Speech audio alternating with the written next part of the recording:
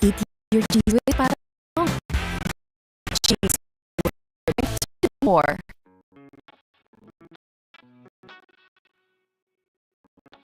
My name is Isabella. I'm 10 years old. I study international relations in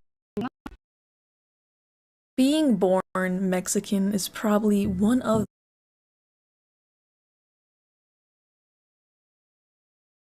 Roblox has a lot of questionable stuff recently, and we're gonna go over more of that today, except this has to do with stuff people are calling propaganda and lies. The main part of this video will be about possibly deceptive info Roblox released about makeup, but I want to go over something else misleading first. Roblox released this strange video probably aimed towards parents, outsiders, and investors that has somehow become the source of major controversy. It's about a regular everyday user who's making a game and gives commentary from him and his dad to promote Roblox as a family-friendly place to create games. It definitely wasn't directed at the community, but they posted it on their main account, so we saw it and picked it apart. Before we get into it, let's take a look at the video itself, and I also want to make it clear that the people in it are random innocent users, not anyone trying to lie or deceive viewers.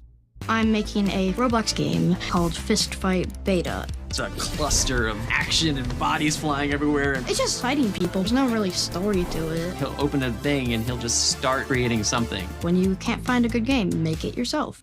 You may have noticed a handful of misleading things that led to Roblox getting both severely ratioed and community noted. First of all, it shows the creation of an avatar than it being used in a game, painting it as if you can build your own avatar in Studio. Obviously, this is not possible, and never has been, except for a very select few people, and this random guy is not one of those people. He's just a normal everyday user like any of us who just happened to get in a Roblox promo vid, not a Roblox approved avatar creator or anyone like that.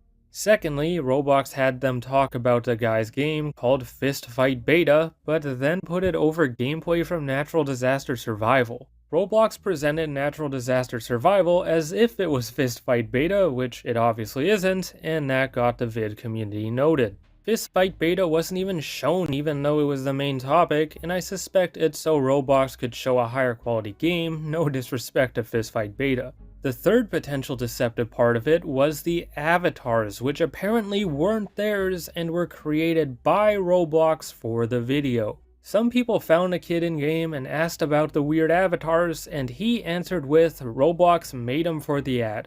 Roblox apparently made the kid and dad wear these strange avatars or had someone fill in for them while wearing the avatars, probably to further promote Arthro. Although this is just a 15-second long video, it got lit up like crazy and has been seen as Roblox over-promoting Arthro and being disingenuous once again.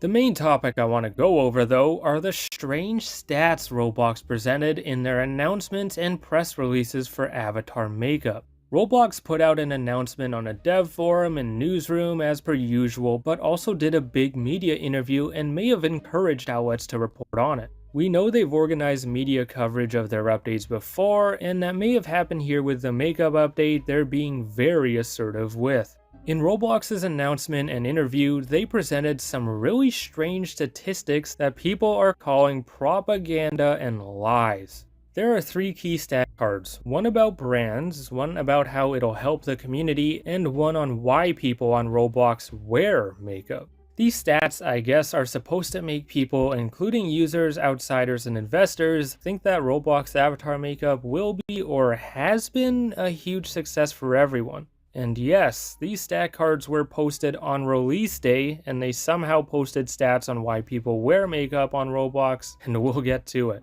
This stat card is aimed more at investors and brands, as it talks about the benefits makeup companies could see if they integrate into Roblox. Apparently, 83% of Gen Z makeup users would be interested in wearing the same makeup brands on their Roblox avatars, which potentially means high revenue. Apparently, 76% of makeup users and 71% of all Gen Z Roblox users say wearing a brand's makeup on Roblox would make them consider wearing it in real life. That provides exposure and potential growth incentives for makeup brands who Roblox is trying to lure in with these stats. This brand talk is also something investors and metaverse fashion gurus, who also tend to be investors, typically want to hear.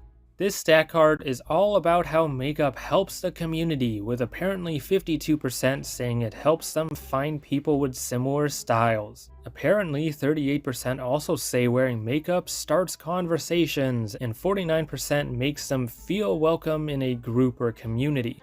Now this one doesn't specifically say it's about Roblox avatar makeup, so these could be stats about makeup in general, but it's presented like it's regarding Roblox makeup.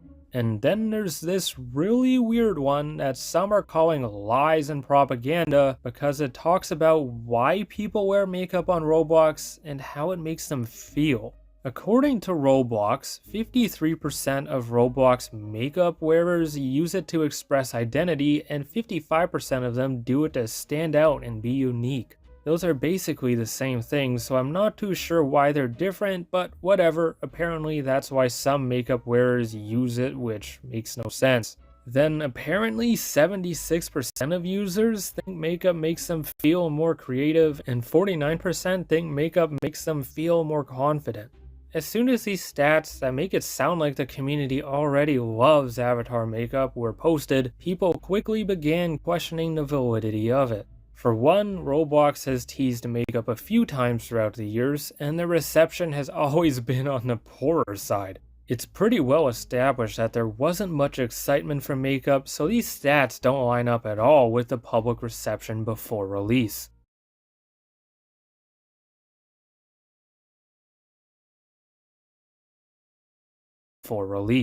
Secondly, how could Roblox know why people use avatar makeup or how it makes them feel when it hadn't even been out for a few hours when these stats were posted? Their newsroom post also said 85% of users say wearing makeup makes them more excited to play games, and where on earth did that come from? The stats don't make sense and seem to completely ignore or misrepresent how the community has felt about it for a long time, so people are naturally curious of their origin. Now, there is fine print on the stat cards that says where these stats supposedly came from, but it's leaving us with more questions than answers. Apparently, there was a 2026 Roblox Digital Expression Report Makeup Deep Dive survey with Ipsos, possibly run from December 29th to January 5th among avatar makeup users. It's difficult to tell what this means, but there appears to have been a survey from December 29th to January 5th among people who used avatar makeup in the then previous 3 months. That would mean people had access to avatar makeup all the way back in like September, which makes no sense because we never saw or heard about it being publicly used. If that's the case, then perhaps Roblox only surveyed employees or other partners with early access, who of course would speak positively of it. Maybe I'm wrong and the survey was sent out to random Roblox users who didn't have access to avatar makeup, but that doesn't answer any questions either. I asked around to see if anyone took part in that survey and couldn't find anyone, not even top UGC creators in Roblox's community feedback program. I nor anyone else have been able to find out who took part in this survey, so there's no way to figure out who was behind these seemingly pretentious stats. The answer may lie in Ipsos being involved, as they run surveys with random people, so maybe a bunch of random outsiders were answering questions about Roblox. Maybe a ton of non-Roblox players who don't know much about the platform were answering questions about It Girls' makeup systems or Roblox avatars they know nothing of. That explains why the stats are so favorable for avatar makeup, and why we can't find anyone who took part in the survey. It still doesn't explain this though, because I highly doubt Roblox would give random Gen Z non-users early access to avatar makeup. It really doesn't explain a lot of things, like this stat about how like 80% of surveyed users would buy avatar makeup on a monthly basis. My personal guess is that Roblox only surveyed brand partners, employees, and other collaborators who would naturally be in favor of this update. I can't find a single thing proving or even suggesting the existence of a public survey about Roblox avatar makeup, so I'm assuming it was a private one with a select few. The fact that these stats about why Roblox users wear avatar makeup and how it makes them feel released at the same time makeup did is also unexplainable at this point. As a Roblox player and bit of a stats nerd, seeing Roblox put these out to paint a picture that the community thinks very highly of makeup is disappointing. It feels deceptive and disingenuous for Roblox to do that when most of their player base probably doesn't even know it exists, and those who do can't use it or don't like it. I think the like to dislike ratio on Roblox's makeup YouTube video gives you an idea of how people really feel. Honestly, I don't hate makeup, much like I don't hate Arthro. I just hate how Roblox handles them, and in this case, they used makeup as a reason to get rid of 2D faces. Now they're out here presenting these mysterious stats that point towards us loving makeup when that does not appear to be the case at all. These stats and the ad aren't the biggest deal in the world, but they are more examples of how questionable Roblox currently operates. Thanks for watching, and over, like, comment, subscribe down below.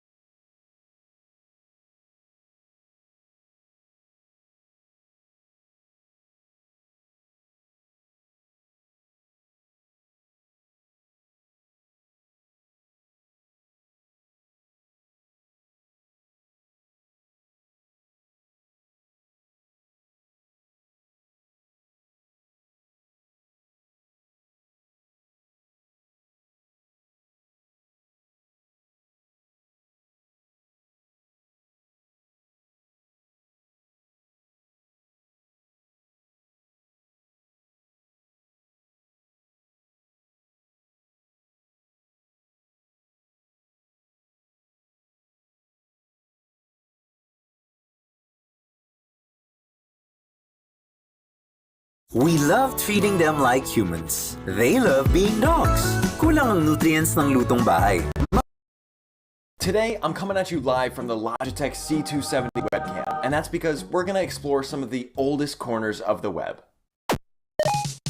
So here's the plan. I'm gonna randomly generate 2 nouns. I'm gonna Google search the first noun and filter the results for websites that are from 2005 or before. And my goal is to get to a page that contains or is in some way related to the second noun using only hyperlinks. You know, just like in the good old days of the World Wide Web. So without further ado, let's generate some nouns. Okay, my random nouns are beast and satellite. Mr. Beast! I think we could work with that. Let's go. Oh, look at this little Amazon.com. I wonder if that's still around these days. I think I'm realizing that some of this Google search filtering isn't very great, so I'm gonna try to stick to something like the King James Bible Dictionary.com, which looks like it might be a little older. So this is, in fact, just like an index of everywhere that the word beast is used in the Bible, which I don't think is gonna be helpful to me. Unless they mention satellites in the Bible, but I don't think so. I don't know what's going on here. We have an MIT website that's just titled Beast. This is awesome. Wait, this is awesome. Welcome to Beast. It looks like a floor on a residence hall. Second East, mononymously known as Beast, is home to 36 human residents, 2 canine residents.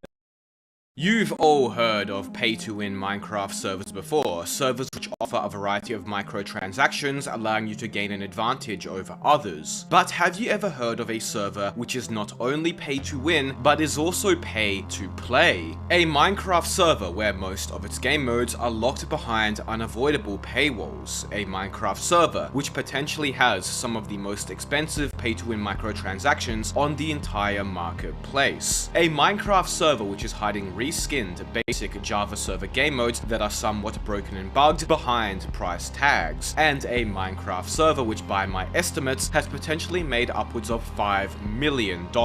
Today we explore Mineville, one of, if not the first and only, pay-to-play Minecraft server. Let's begin.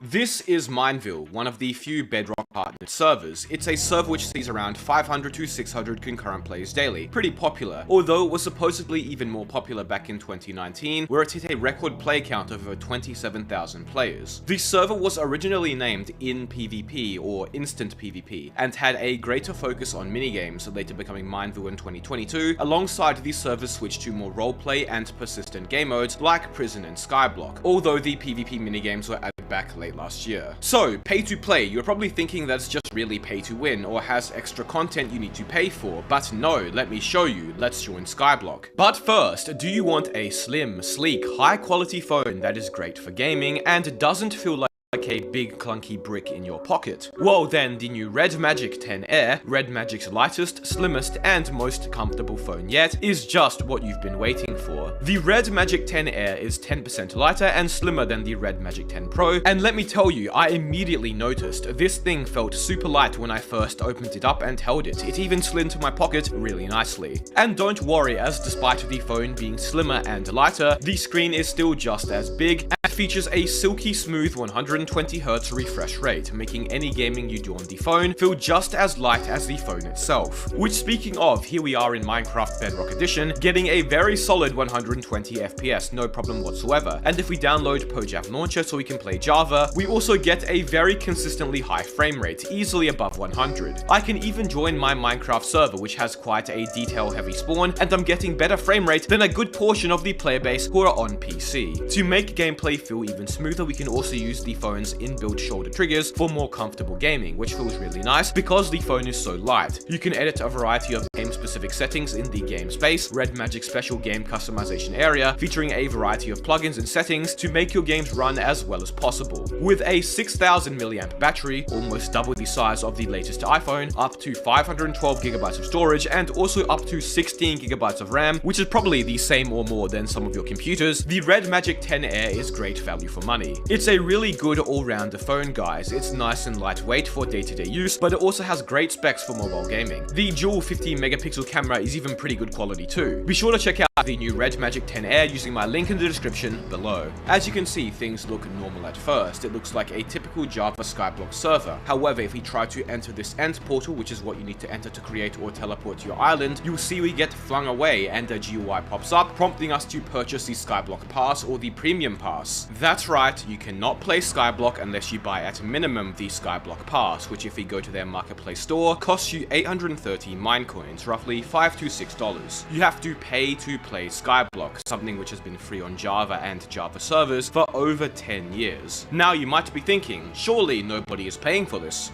right?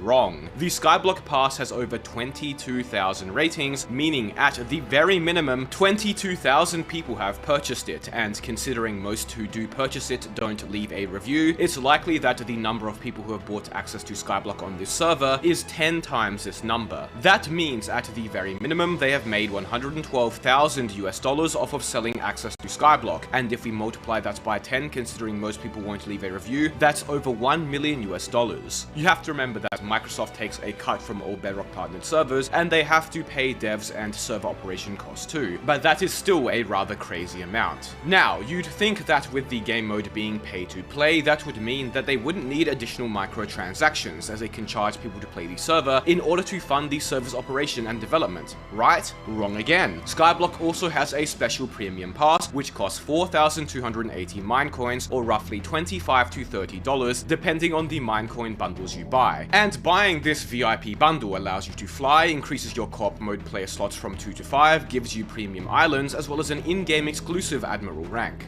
Glow up, glow more. Start your 3D glow with the cleansing foams from our luminous skin glow routine.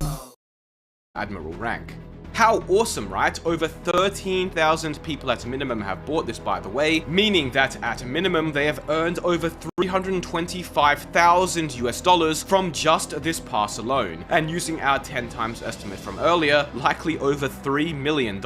There's even more microtransactions too. You can even buy 1 million Skybucks, the currency Skyblock uses, for 4,000 Minecoins too. So they are just straight up directly pay to win and pay to play at the same time. At minimum, Skyblock Skyblock as a mode alone on the server has made them about $400,000 to $500,000, potentially over $4 to $5 million with our 10 times estimate. It's pretty funny and sad at the same time actually, as you can see on the server that there's a bunch of people without access just sitting in the end portal, sadly looking down and wondering why they can't play. Anyways, I begrudgingly coughed up the money and bought access to Skyblock so I could show it off to you all, and well, apparently there's even premium islands which cost $10 each too, that basically defeat most of the point of Skyblock by having all the work done for you already. I wasn't about to spend any more money though. Upon beginning, well, it's just basic Skyblock, but I had to pay for it instead. I went through this portal to see if there was anything worth the $5 on the other side and found an auction house with only one player selling a wooden pickaxe, then another spawn or hub area was just a bunch of additional microtransactions. There's airships, island boosters, and what's this? You have to pay another $5 just to have the in-game vanilla Minecraft music on your island? That is outrageous. Besides that, there was just some basic NPCs that you could buy basic multiplayer Skyblock items from, such as spawners and other farmables. At least the nether was a bit custom. It had some PvE and supposedly some bosses, although when I went to try to spawn one, I one-shot it and then I couldn't summon it again. Not really sure. But one thing I am sure of is that this Skyblock is not worth spending $5 to access, especially since it seems like everything else cool is locked behind further pay-to-win paywalls. Be sure to subscribe, by the way. I wasted a good deal of money on this server, as you'll soon see. No pressure, of course. So, besides having to outright pay for access to a very basic version of Skyblock, surely the server has other game modes that are worth paying for. Next, let's explore Evolutions. Evolutions is a mode which, once again, you can't actually play unless you pay. It's even more restrictive than Skyblock 2, it won't even let you walk around and see half the lobby before reminding you that peasants aren't allowed to join. The Evolution Pass costs the same as the Skyblock one, at 830 Minecoins or about $5 to $6, has been purchased a minimum of 12,000 times, earning the server around $60,000 and 600,000 using our 10 times estimate. There's also the VIP version of the pass, which once again costs 4,000 Minecoins, giving you access to every single pet and other useful consumables, but this one isn't as popular, with only 130 odd reviews. So let's get started and play the mode then. Another $5 begrudgingly spent, and now I get to pick one of the pets who I assume I will be evolving. Of course I had to pick the dragon. Look how badass that looks. Well, never mind then. That's right, the dragon costs another $10 additional. I guess we'll just pick the dog. Now to begin playing, the first task I was told to do was to head to Area A, which was this mine and collect bone blocks, which were dog treats, to sell for gold to upgrade my pet. And wait a minute, is this just a reskinned version of Prisons?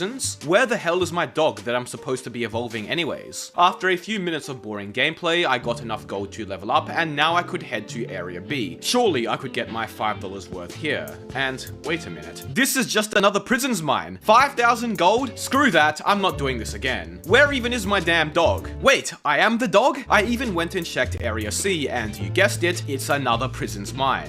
This is not Evolutions. It's an extremely basic Prisons mode that has been reskinned, where you just earn money to level up and gain abilities, which just help you mine faster. I checked on YouTube, and all the other areas, including D and further, are just the same thing with different blocks and more grinds required to level up. What even is the point of this? What a waste of $5. I cannot believe over 12,000 people paid for this.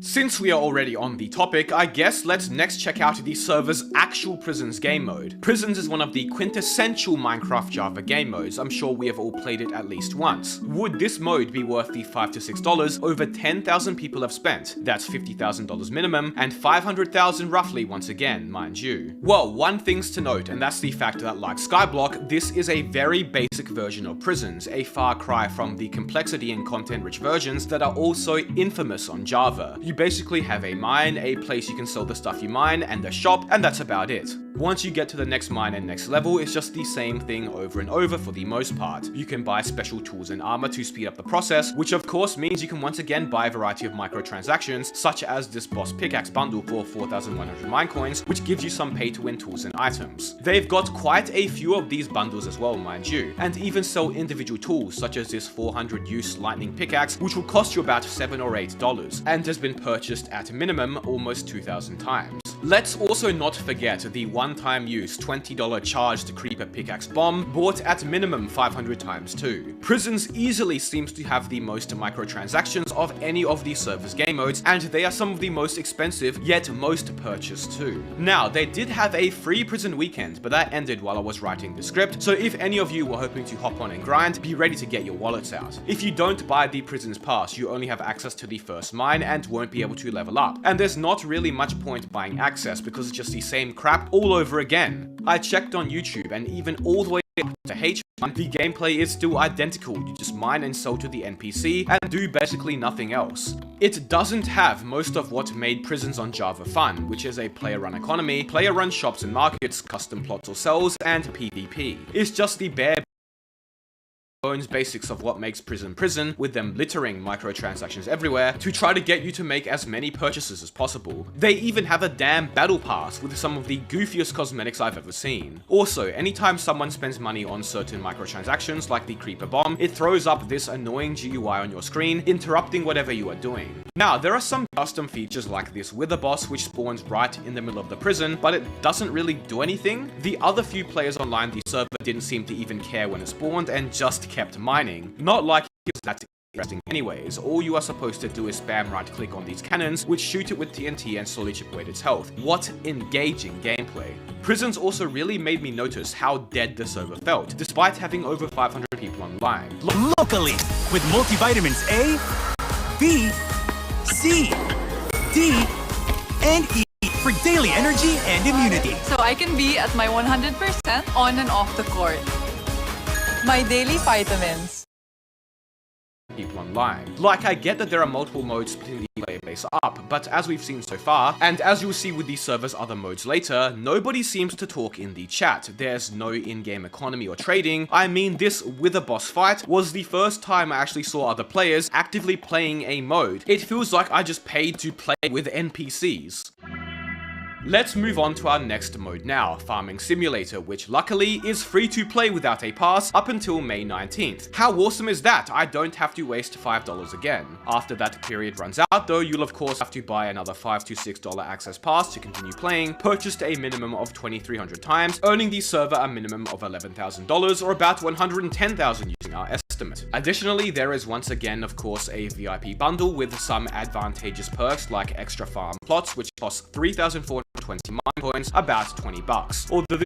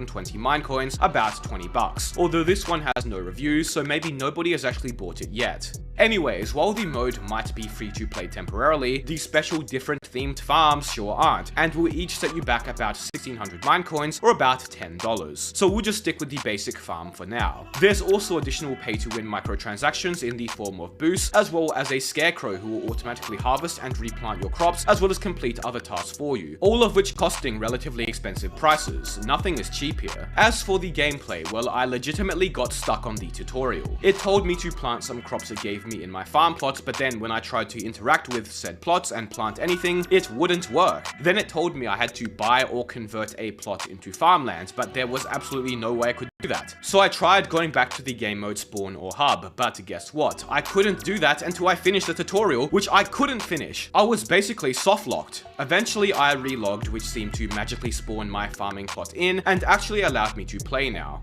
Basically, all you do is plant crops, earn money by harvesting them and putting them in the sell chest, buy more crops, buy more land, make more money, and so on and so forth. It's a pretty straightforward game mode. There is some NPCs you can interact with and buy stuff from. There is an area you can fish and mine. Is it worth $5 to $6 to play? Maybe, you can be the judge of that, I guess. Should you buy a bunch of the mode's pay-to-win microtransactions, which individually each cost more than the mode itself? Once again, I'll leave that up to you. Let's now move on to one of the server's more unique game modes, something I haven't seen anywhere else in Minecraft before: high school roleplay. Another $5 to $6 pass, another 4,500 purchases minimum made, and of course there's another 4,000 Minecoin VIP pass too that somehow even makes high school roleplay pay to win by allowing you to skip classes and get extra credit. Also, did I mention that you have to pay an additional $5 to access the special high school lounge? You can even spend $5 to buy more extra credit, which I guess is the game mode's in-game currency. I don't remember having to do any of this in high school. Oh, and also, for $1 you can start a food fight, which is literally just dropping food on the ground for 60 seconds. This is so unbelievably dumb.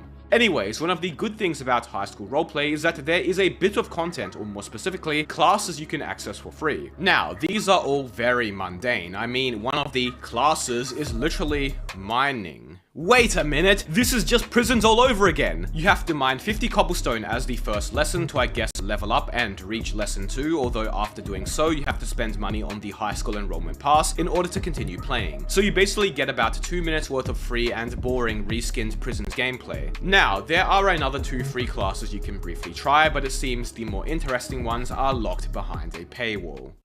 Then, the final paywalled game mode on the server is known as Cookcraft. Now, of all the game modes we've seen so far, this one is actually the most unique, but will it once again be worth the $5 entry fee? Well, before we check that out, let's check out the game mode's monetization, which once again has a 4,000 Minecoin VIP pass that somehow has made cooking in Minecraft pay to win. You can even spend about $15 to buy special meals, which apparently give you boosts in-game. Hilariously, this in-game meal probably costs more than one in real life. You can also hire chefs for 1 week for the low price of only $5. They should really unionize and get better pay. You can also boost your restaurant's productivity for money too. Anyways, despite the number of microtransactions once again, this is the mode I actually had the most fun playing. The gameplay loop is pretty basic. You set up a chest, selling a specific thing, then customers come in and you sell them the items, preventing thieves from stealing from you. There's a bunch of custom textures, even including these anime waifu customers, and the mode reminded me a lot of games I used to play years ago, like Papa's Pizzeria. I was actually beginning to enjoy myself, but as I finished the first day of business, went to the market to buy a new recipe to cook and sell to customers, I was once again hit with a paywall. That's right, you get a solid 5 minutes worth of Cookcraft gameplay done before being forced to pay. From then on, it's mostly the same thing over and over again anyways, a shame to say the least, but hey, maybe this mode is worth the $5 entry fee. So, those are the server's main modes. There are a few free modes, but these are primarily generic minigames like TNT Run, Skywars, Bed Wars, and Spleef. Pretty uninteresting stuff overall. And here's the thing about the server. I think the pay-to-play model is really interesting. It's something that won't ever work on Java unfortunately, but it's quite cool to see it tried out on Bedrock, the only place it can work. That being said, when you are paying $5 to access game modes, which are super basic and bare bones, half of which are just reskins of prison with all the fun features missing, processing, of which any free Java and even Bedrock server easily has beat, that's when it begins to feel like a cash grab. If the game modes were as custom as some of the Java ones I've seen, I'd honestly have no issue with a paywall being in place. However, the fact that in addition to the modes being pay to play, they also have a variety of pay to win microtransactions, which are really expensive by Bedrock standards by the way. I couldn't find anything on the marketplace which costs more than 3,400 Minecoins, and Mineville has multiple purchases on their server that cost over 4,000. Once again, that's when things begin to look like a cash grab.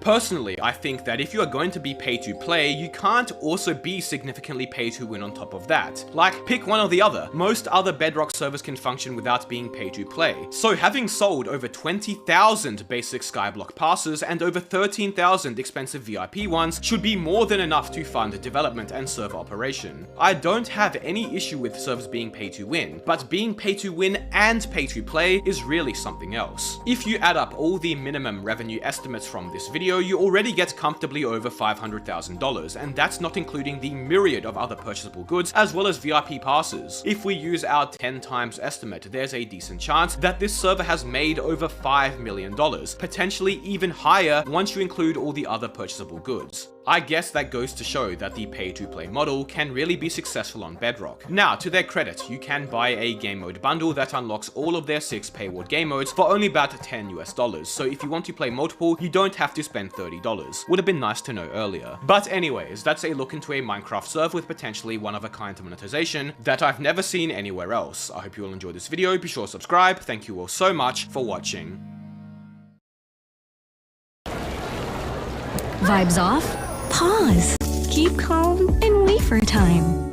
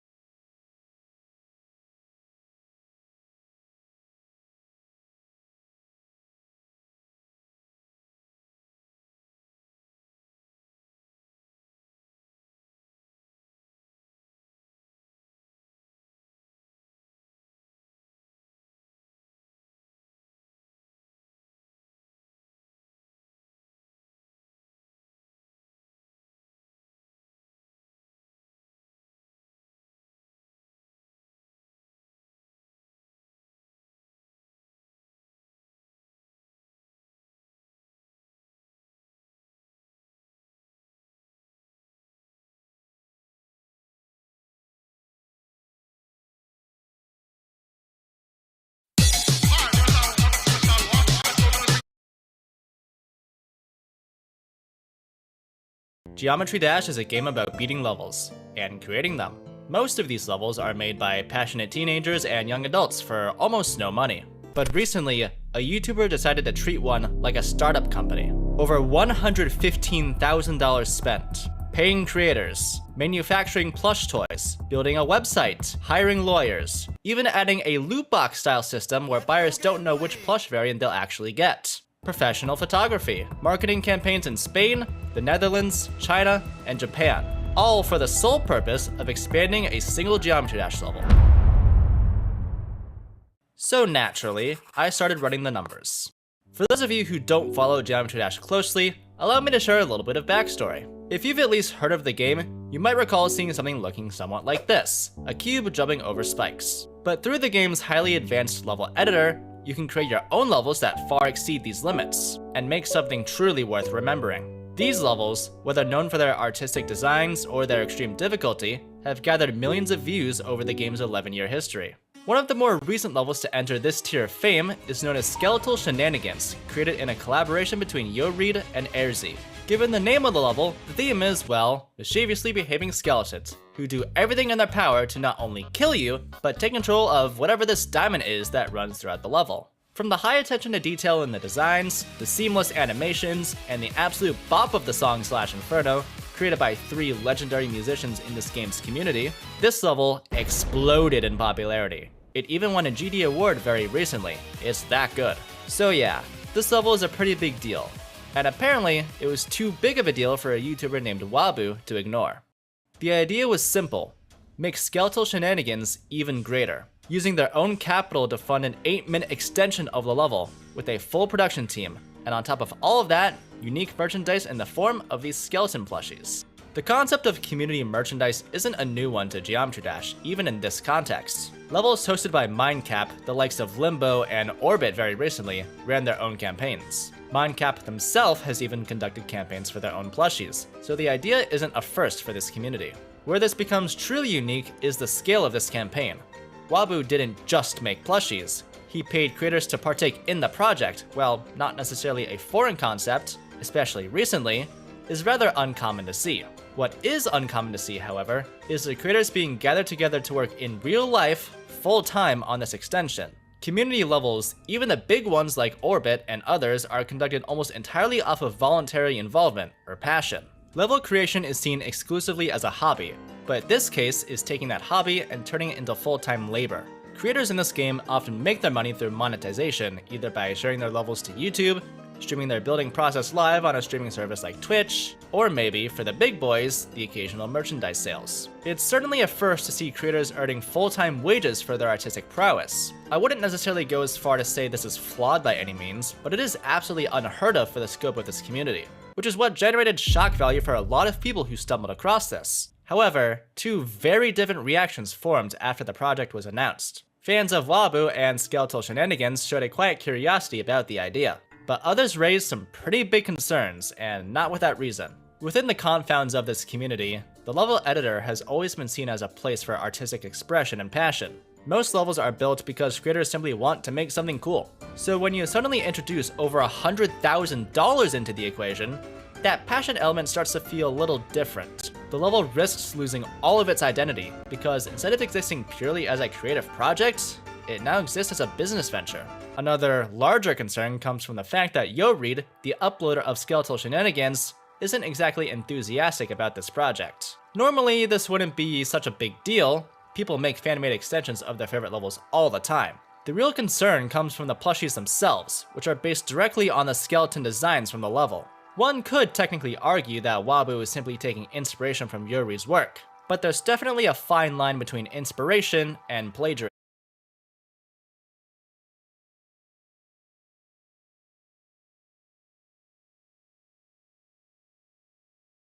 I'm not an artist myself, so I can't really draw that line.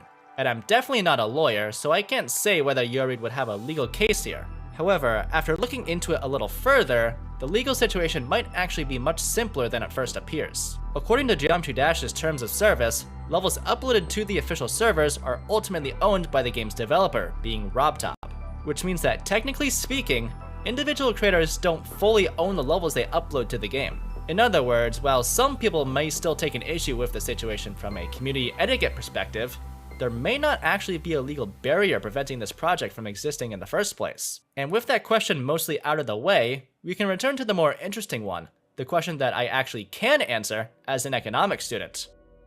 Is it profitable? Because at the end of the day, this entire project revolves around one thing: plush toys. The skeleton plushies are currently expected to sell for 40 euros each, which sounds like a lot, until you remember that selling something for 40 euros doesn't mean you actually make 40 euros. Manufacturing plush toys isn't cheap. Between production, packaging, shipping, and payment processing fees, the profit margin is usually about half of the retail price. In other words, the profit margin here is likely somewhere around 15 and 20 euros per unit. And that leads us to our first real question. If Wabu spent $115,300 funding this project, how many plushies would he actually need to sell to break even? Well, take that $115,300 and divide it by the profit per unit and you get your answer. At a 20 euro profit margin, Wabu would need to sell roughly 5,000 plushies just to cover the initial investment. But if the margin drops to 15 euros per unit, that number jumps all the way up to around 6,600 plushies. So realistically, we're looking at somewhere between 5,000 and 6,600 plushies needed just to break even. And that's where things start to get a little more complicated. Because plushies may be the primary engine for this project, but they're not the only possible source of revenue. There's another factor that could significantly change the equation: YouTube ad revenue. I'm inclined to believe that a large video will eventually be released on Wabu's channel, explaining the full story behind this project. And historically, these types of videos have performed very well for him. His highest performing uploads have surpassed 4 million views. So there is absolutely potential for a viral video here, if the project is marketed correctly, because the early results haven't been very good to say the least. But let's assume best case scenario for a moment. Let's say Wabu uploads a 20-minute video explaining the project and it performs reasonably well. For gaming channels, a typical RPM, or revenue per 1,000 views, is around $4. That means if the video gets 1 million views, it makes $4,000, 2 million, 8,000, and so on. Of course, this estimate does not include sponsorships, which could easily multiply this number several times over. But out of caution, I'm going to leave these out of fear of overfitting or overestimating. Let's take a moderate scenario and assume that the video reaches 2 million views. At a $4 RPM, that would generate about $8,000 in revenue. That alone would reduce the plush requirement by nearly 350 units at the 20 euro margin, or roughly 450 units at the 15 euro margin. That might not sound like much, but when you consider the size of the target audience, every bit helps. And that leads us to the next big question. How big is the Geometry Dash audience that might actually buy this? Geometry Dash has a massive community that only seems to grow over time. And when streamers like Jinxie start playing the game, you're almost guaranteed to see a new influx of players. Though it's very difficult to estimate just how big the Geometry Dash community actually is, but there are a few places where we can find some useful numbers. If you look at Steam charts, we can see that Geometry Dash is doing very well, averaging somewhere between 70,000 and 100,000 players online at any given time. Another interesting reference point comes from the recent GD Awards, where the most voted category received roughly 92,000 votes. That number lines up surprisingly well with the activity we see on Steam, suggesting that the core, highly engaged community probably sits somewhere around 90,000 people. For the sake of this analysis, we'll call this Tier 1, the core community.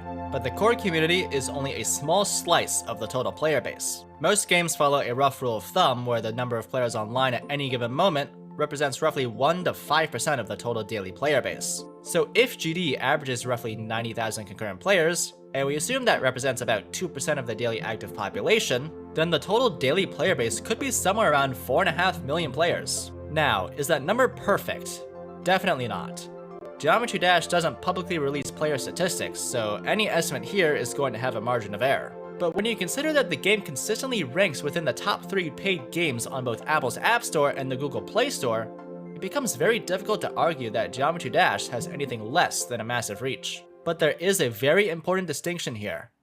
Reach doesn't equal buyers. Just because millions of people play the game doesn't necessarily mean millions of people are buying merchandise for it. Across most online stores, only about 2 to 4% of visitors actually end up buying something. And when it comes to creator merchandise, the conversion rate is usually somewhere between 1 to 5% of an audience, with 5% already being an extremely optimistic scenario. Now, skeletal shenanigans is a very popular level, but even in an optimistic scenario, only a small percentage of the community is actually going to buy a plush toy. So let's apply those numbers to the Geometry Dash audience. Earlier, we estimated that the core community is somewhere around 90,000 people. If only 1% of that community buys a plushie, that's about 900 units sold. At 3%, you're looking at around 2,700 units. Even if we go all the way up to a very optimistic 5% conversion rate, that would only result in around 4,500 plushies sold. Again, this number is already extremely generous. Creator merchandise rarely converts that high unless the audience is extremely dedicated. And it's also worth remembering that a large portion of the Geometry Dash community is fairly young, which can make discretionary purchases like merchandise far less common. And remember, based on our earlier calculations, Wabu likely needs somewhere between 5,000 and 6,600 units sold just to break even, which means that the core Geometry Dash community alone probably isn't enough to carry this project. For this to work, the project needs something bigger. It needs to reach beyond the core community. And that's where things like YouTube virality and broader marketing campaigns start to become extremely important.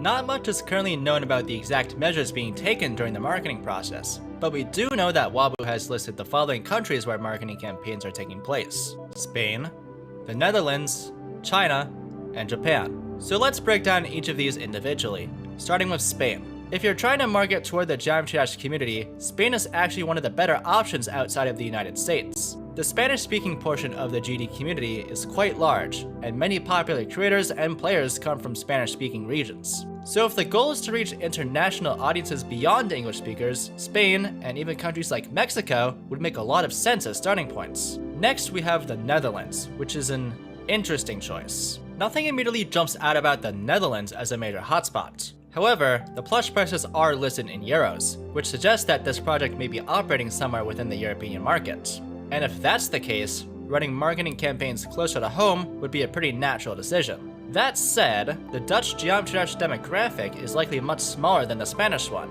so from a purely strategic perspective, it might make sense to keep spending here somewhat limited. Not necessarily a bad choice, just not the strongest one on the list. Then we move into Asia, starting with China, which actually does make some sense. Plush manufacturing is very commonly done in China, and it's possible that existing connections there could make marketing somewhat easier. There also may be a small Chinese Geometry Dash audience to tap into, but even beyond the game itself, another possible strategy here could be marketing the plush purely as a standalone product, something that simply looks appealing, regardless of whether someone actually knows the level it came from.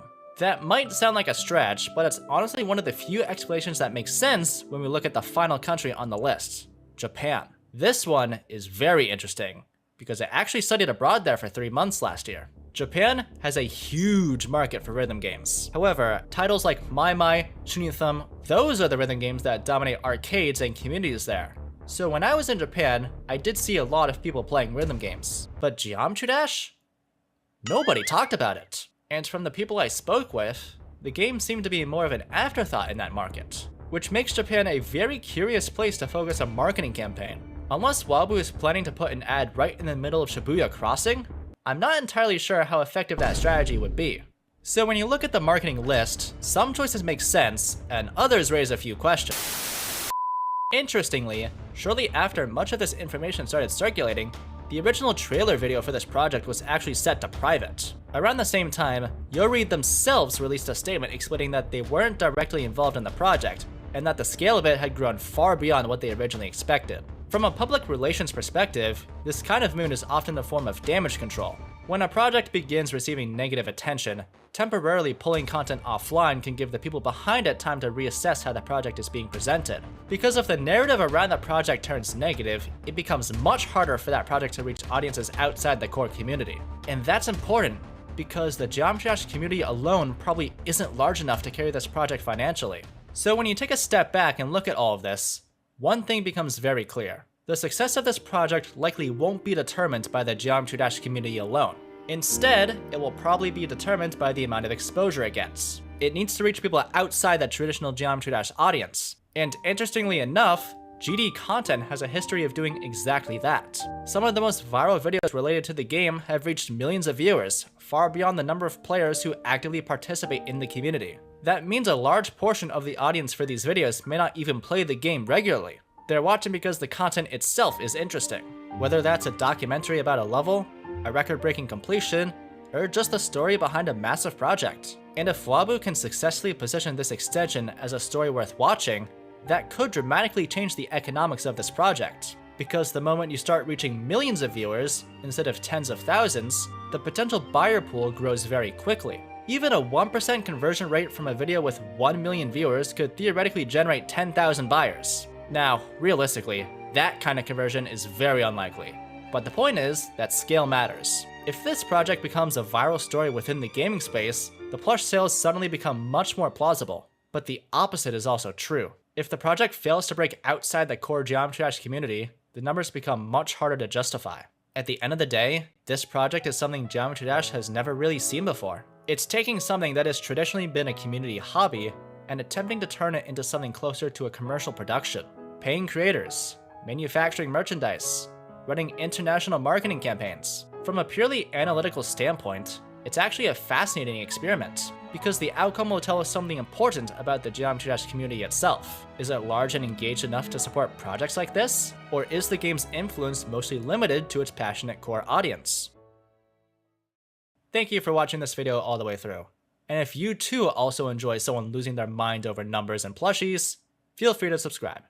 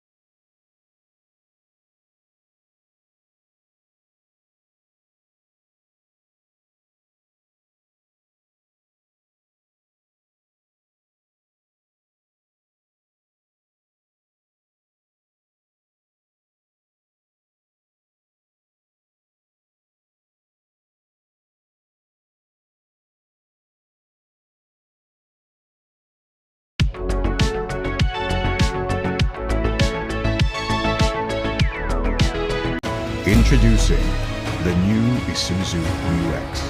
Take the lead. A few months ago, mysteriously, a new